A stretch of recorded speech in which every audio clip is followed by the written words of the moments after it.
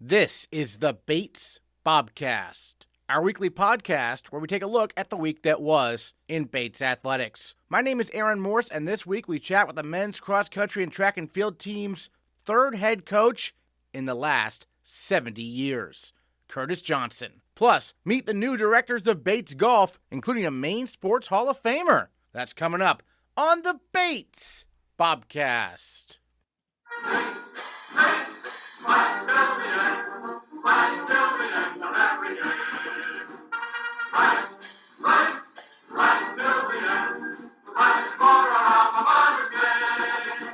Curtis Johnson has proven to be a highly effective coach at Bates since the 2016-17 academic year, focusing primarily on sprint events for the men's and women's track and field teams and serving as the primary strength and conditioning coach for sprints, hurdles, jumps, and women's cross country. Now, he steps into the head coaching position for men's cross country and track and field after the retirement of Al Farashidyan. Johnson is only the third head coach of men's cross country and track and field at Bates since 1952. And he joins the Bobcast to further introduce himself to Bobcat Nation heading into the season.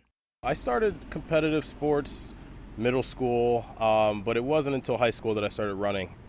And that was honestly when I realized that it was the sport that challenged me the most as an individual, but also allowed me to be a good leader for others. I think that's definitely where the coaching bug started, because there's always room to support your teammates with cross country and track and field. Any coaches in particular when you were growing up that kind of inspired you a bit? I had some incredible high school coaches. The first is definitely Leon Bunyan, who still coaches at my high school, Rahway, New Jersey. And we were among one of the most competitive teams in the state, whether it be for individuals or relays. So we had, we always had the spirit of great leadership, and I know the importance of it. The team was honestly just as competitive in practice as meets, and so the energy and the love for the sport is something I'm used to seeing, and is something that I love to be able to create. And then you ran in college. Tell me a little bit about that experience running at Division II level. Yeah, so AIC, American International College, small Division II school. We were a really competitive school. Track and field and cross country is definitely sports that we excelled at.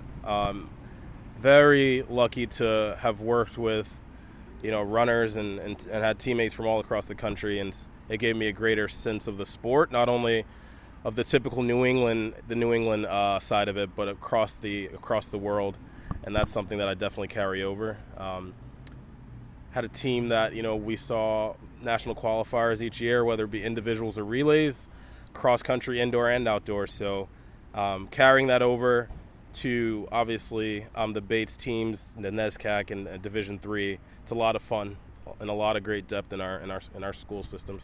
You mentioned when you started running, almost immediately you thought about coaching, maybe a little in the back of your head, perhaps. When did that become more real for you to become a coach? I definitely have to say in grad school is where I realized that I still had this coaching bug. I was still going home in the summers to work camps for the track and field cross country athletes in our county.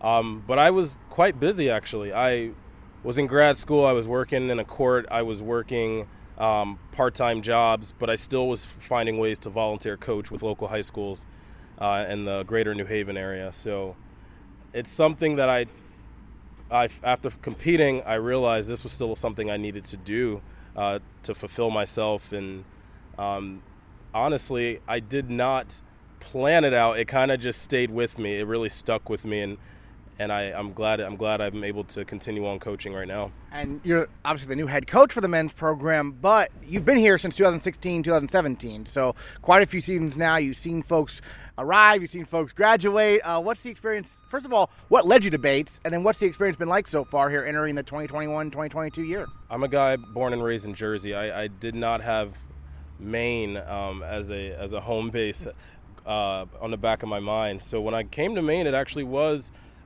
taking a chance. I finished grad school. I didn't have a job locked down, but I did relocate with a friend of mine just to give it a try. And once I got here, I did my research and realized that Bates was not only an amazing school, but had one of the stronger programs in the country for cross country and track and field, and that was exciting. I shot then head coach Al Farashidyan an email, and he actually got back to me, and that was almost 6 years ago now. So it's quite an honor to be here. But thinking about, when I reached out to Al and Jay in 2016 to now being head coach, it's a really special feeling. And I've seen right off the back how competitive our teams are, but also the culture that we've had. So this is exciting. It's great to come to Bates and be only the third head coach in, I believe, about a little more than 60 years. Walt Slavinsky, Al Ferrashidi, and now Curtis Johnson. I was curious, you mentioned you moved to Maine before you even knew about Bates, right? What was that? That's kind of the reverse of how people normally arrive here, I suppose. Yeah, so I actually, my first time in Maine, I visited a friend during the holidays. And that was honestly just a fun trip and just, learning a little bit more about Maine. I went back home after that and I thought a little bit and said, hey, let's switch it up. I took a leap of faith when I moved to Maine, and I didn't waste any time realizing that if I was going to be happy, I was going to want to be involved with cross country and or track and field. So it was definitely the opposite, right? You come to Maine, it's typically because, a job found you or you found a job. It was the opposite. But that says a lot about how special this was. It makes me think that this journey was almost meant to happen. What have been some of your prouder moments so far as a coach at Bates, working with student athletes, seeing them develop? Because you have seen classes go all the way through the process, right? Yeah, so I've been here just long enough to graduate a few classes, and I'm always proud of the team effort. I'm a relay person by nature, and that speaks to the fact that our team does have so much team chemistry, and that's what helps us succeed at the conference, the state level, and of course NCAA levels. There's something you can say about our all academic experience and recognizing that our teams have performed incredibly well in the classroom, and it has not taken away from their ability to be high performers on our teams. I absolutely have enjoyed working with the cross-country teams even before I was a cross-country coach, just assisting on the course, seeing the moments where we may have or may have not made it to nationals. Just the journey. It's hard to say what's a big moment. You get to see individuals succeed, but as a coach, exactly what it took to get them there and what they had to go through. You mentioned being only the third men's head coach in a long time for this program. In terms of your stamp on the program, in terms of your unique style, what do you hope to bring to the table, kind of? Just a little bit more of a team aspect. My favorite thing about my experience over the years with this sport, whether as a coach or as a student athlete, was knowing that if you're going to dig deep, you're going to dig even deeper if you care about your team. And so the chemistry, that will be important for us this cross-country season, but also in this track seasons, we have to do it for more than ourselves. And I know that cross-country and track and field, on the outside, it may not seem like the biggest team sport, but you also get to be your teammates' biggest fans. The fact that we get to compete at different times, you get to actually get pumped up from seeing your teammate perform well, and you get to use that as fuel. So everything we're going to do, we want to do with intention and do it together. We have the alumni meet coming up pretty soon, the 49th annual alumni meet, and we talked the other day at an event about some of the alumni and the connections you've been making with them now, especially as a head coach. What's that been like? Yeah, our alumni base is quite amazing. They are very much so in tune with our performances and supporting us and making sure that we know that they're still there. I reached out to a few and introduced myself, and just hearing back from alum and them giving me a little bit about what their Bates cross-country and track and field experience was like was very special. We honestly, it's hard to really speak to the tradition, but if you look at our record boards, we still have some numbers up there from the 58 and 59. And the record might stand on top of one from the 2013. So it's amazing seeing the range and that our history, it really does speak to our success over the years. Certainly. And then with the cross-country seasons quickly approaching, what are some goals you have in mind? You mentioned working a little bit with cross-country runners at Bates, but really this is your first time really being with that cross-country team a lot, right? Yeah, so over the years, my support for cross-country has been with our home meets, strength and conditioning on the women's side, and more so just being a coach, a part of our staff. One thing I love about our staff is that you don't just coach your own events. You coach the team. You're a part of that chemistry. You're part of what makes our team special. This year, we're returning some of our top runners on the teams. Senior Bart Russ, Eli Bosch Dining, who's a junior, Jackson Donahue, a senior, Ryan Smith Jr., and a ton of newcomers who really haven't even had the chance to tap into what they can do over the last 2 years. There's no reason we're not going to want to contend for a Nationals bid later on in the season, but we're going to want to build 1 week at a time and see if that's the kind of team we are. Our last cross-country season, as you know, was 2019. Right. So our goal is to really get these first few weeks under us and build together. We've been looking for a season, and now that we have it, we have to think a little bit about what's our why again. A lot of us haven't competed in a full season in so long that I think once we're together, the team is going to not only know their why, but know why and who we do it for. But this is a special group, but I want us all to get a few weeks under us so we can remember that we're always a contender. Great. Tell us a little bit about the coaching staff you've put together here. I know you hired a new throws coach for track and field, right? Yeah, so starting with our new throws hire, Coach Danny Kalina, we actually had the chance to meet him a few months prior to knowing we would be needing a throws coach. So that was honestly a blessing in disguise. When we looked for a throws coach in particular, as you can imagine, we're used to having the strongest throws program in the region. And so it was important for us to find someone who was knowledgeable, knew how to create competitive throwers, but also knew how important it is to be engaged with the full team. And I think Danny brings that to our team without a doubt. He has incredible energy, so if you get a chance to, he's definitely somebody you'll want to chat with. But overall, what has kept me at Bates is definitely the community and how we support our coaches. And I think that as we look to support Coach Danny Kalina and our new hire who will be coming in soon, Dean Dumas, with our pole vaulters, we're going to look to bring them into what has worked for us, which is a strong unit of coaches. And then from a recruiting perspective, did you get a lot of that as an assistant? I imagine you'll be doing more now, perhaps. Yeah, so luckily over the last 2 years, I really had a good hold on recruiting, at least with the sprinters, hurdlers, and jumpers for the men. So now I kind of just encompass the recruiting that's done by our distance coach, Jacob Ellis, and we work together to look at what's going to be our class overall.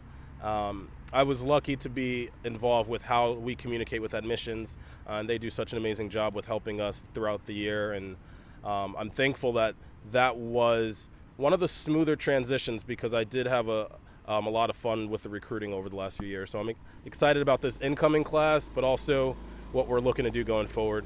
Great. How about the relationship between the men's team and the women's team? Because especially I feel like during track and field season, it's almost all one big team, right? Yeah, so if you pop, especially during the track season, if you pop over to Merrill, from the outside looking in, it looks like a circus. You just see a lot going on, and for us, it's very much so organized, but we do benefit from our teams working closely together, but also having similar goals. And as an assistant, I've worked under Coach Jay, and she's been an incredible mentor, an incredible person to learn from. And so as I transition into this head coaching role, she's going to be a big help, a lot of support, and somebody that I know is going to hold me accountable for what we want to do going forward.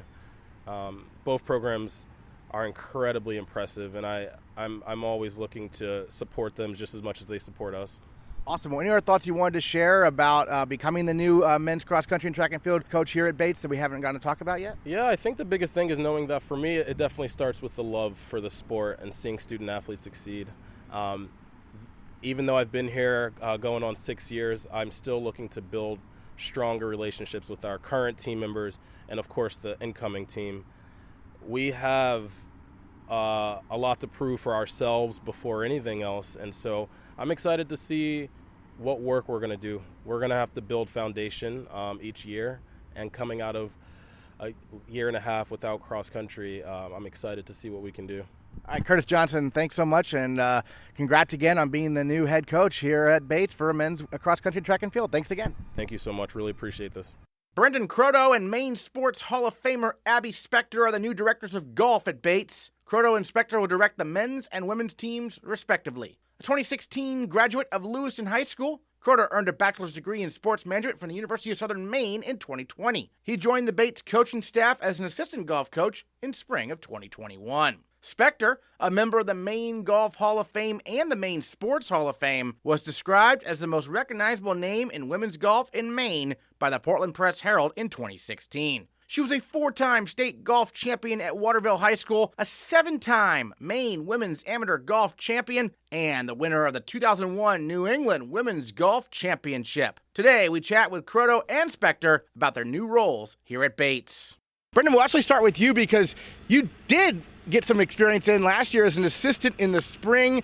Obviously, it was a strange season, different than any other, but what was your initial experience like getting your feet wet, if you will, last spring? It was good. It was a little difficult with the COVID season and everything, but it's really nice to have that experience coming into this fall because I know most of the players now. I kind of know how the process works of coaching and everything. Henry Fall helped me out a ton this spring, and it makes me a lot more comfortable going to the fall, having that experience this spring. Although it was a different season, it was still nice to, like you said, kind of get my feet wet and get acclimated to everything.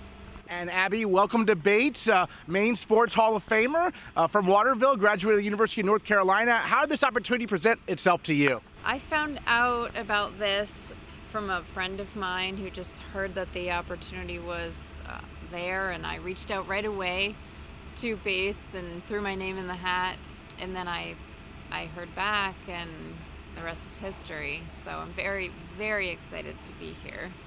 And take me back growing up, how did you first start golfing? I started golfing when I was 5 years old because my dad was a greenskeeper, and I was always daddy's girl. So I would go and hang out with him, and he just said, here, hit some golf balls over there on that side while I mow over here. And then someone saw me one day and said, she's pretty good. You should get her some lessons. And then we did it. And did you immediately enjoy it? Was it frustrating at first, or is it always frustrating? Golf certainly has its ups and downs for everyone. I was always very determined to be better. I think we'll just put it that way. Excellent. Brendon, how did you first get started in golf? I grew up so our home course is Martindale, and I kind of grew up playing that golf course over there. I had a ton of friends that we all go do like a junior summer camp together, and got involved that way, and just ever since I was younger, my dad kind of got me in the game as well, and just played all summer as much as I could with all my buddies, and just loved it ever since. And you're a recent graduate of the University of Southern Maine, but I think during college you actually interned for our AD, Jason Fine, right? What was that experience like? That was awesome. Yeah, I met Jason through the AD at Lewiston, Jason Fuller. They introduced me to him, and we formed a great relationship. I worked a lot with Scott here. I did a lot of facility management. I did some stuff with the promotion team. I went to a ton of football games and stuff like that. So it was a really good experience. So I got to know some of the staff here before I came on staff, which was nice. So it was always a great atmosphere, and I loved the internship. And Abby, you mentioned you were always determined to get better and better at golf. When did you decide to start instructing others, perhaps? After college, I decided that this is what I wanted to do, to teach golf. And in college, I was on the golf team, and I had a really great coach. And I've always sort of had it in the back of my mind that I wanted to coach college golf. So when this opportunity came up, I was very excited. So it's sort of a bucket list thing for me. So I'm really looking forward to this season to see how this whole thing plays out. I know you've won the Maine Amateur quite a few times. What was that experience like, competing against kind of the best amateurs in Maine during your career? It was difficult, but because there are a lot of really good players out there in Maine that you wouldn't think of Maine as a very competitive golf state, but it really is. And like I said, I love competition, and I love making myself better, and I loved playing in the Maine Amateur. I told some of my students this year played in it, and I said, I'm so jealous. I wish I could compete in that again. It's one of my favorite events. Terrific. And then, Brendon, we mentioned you got your feet wet last year. What did you learn about the team that you're going to apply now that you're running things? Learn that these guys just want to get out there and play golf and have some fun, and I think it's really important to make sure that we have good team camaraderie and stuff like that. It was hard in the spring to get everybody together outside of practice because of all the guidelines, but I think as hopefully we go into a brighter future here with everything, that we can get some more team activities outside of practice and outside this, more team camaraderie, and just kind of get everybody to know each other a little bit more. And I'm excited to do that more this fall. So. And then Abby, how excited are you to kind of meet the women's golfers? And have you talked to them on Zoom yet at all, or whatnot? I have met most of them on Zoom. I'm very excited to meet them. They've been reaching out to me with lots of exclamation points in their emails, like that they're very excited for this season. So yes, and it's soon. It's coming right up. We're going to get started right away. And this is a different setup before, Brendon, because we used to have a coach for both the men and the women. Now we have a coach for the men and a coach for the women. How do you think that's going to work? I think it's going to be really good. I think it's a long time coming. I think it's important that each team has their own, coaches to look to. I think it was difficult before when you have one coach for two teams, because it's hard to divide your attention equally to both. So I think having, one for each is really good, and can, I think really propel the team to the next level. And I think this is, what's needed to kind of help the program out. So. And Abby, obviously our home course being Martindale Country Club. I assume you've played there many times. What's it like? Martindale is beautiful, and the people are wonderful over there. It's actually one of the courses that I won one of my amateurs at. So I have a lot of history there, which is fun.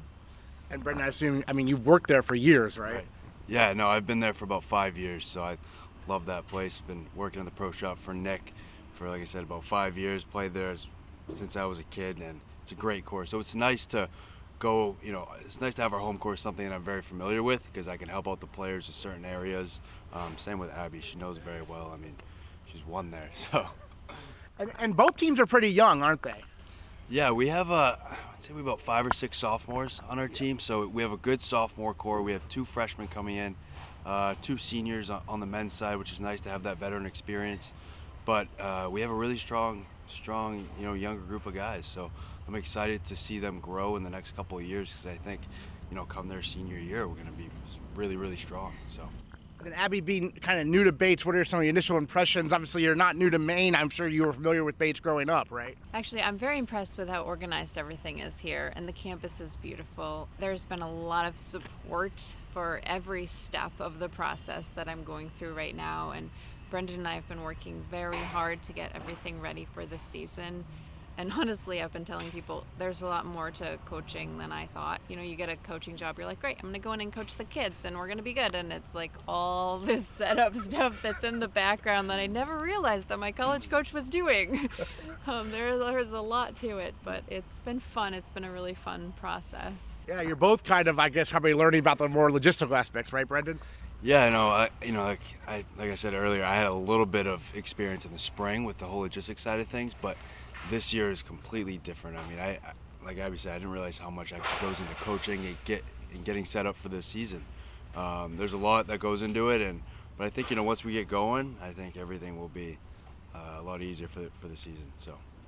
Great. What are your thoughts on what you're most looking forward to, perhaps, Abby? I'm most looking forward to working with the girls and meeting them and getting to know them and helping them improve, traveling, and just spending the time with them, helping them be better. Great. How about for you, Brendon? Yeah, I'm looking forward to going on the trips and the away tournaments. I think it's going to be really fun to get the team together and have some fun traveling, stuff like that. Looking forward to the future as well, and seeing these guys grow as the years go on. I'm really looking forward to that. So I'm really excited for the season. All right. Thanks you both for joining the Bobcast. Looking forward to a great golf season. Thanks again.